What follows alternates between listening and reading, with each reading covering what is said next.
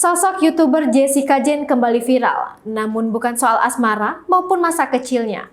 Kali ini ia mendadak viral setelah aksinya dinilai tak sopan ke YouTuber Jerome Pauline. Jessica Jane dianggap menghina fisik Jerome Pauline sehingga menuai cibiran.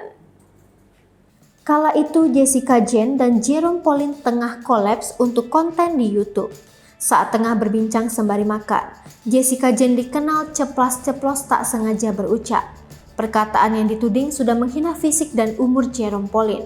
Kemudian setelah video viral, Jessica Jane meminta maaf pada warganet atas percakapannya dengan Jerome Pauline. Diakui Jessica Jane kalau ia sudah meminta maaf pada Jerome Pauline. Sementara itu, Jerome Pauline pun beraksi terkait viralnya video Jessica Jane tersebut.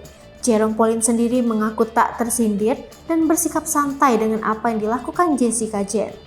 Di mana Jerome Pauline amat berterima kasih dengan banyak warganet peduli terhadap dirinya. By the way guys, banyak banget yang DM nyemangatin dan berusaha ngehibur aku.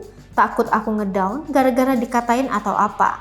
Makasih ya, aku nggak kenapa dan selalu semangat kok, tulis Jerome Pauline di Instastory miliknya Rabu 15 Desember 2021.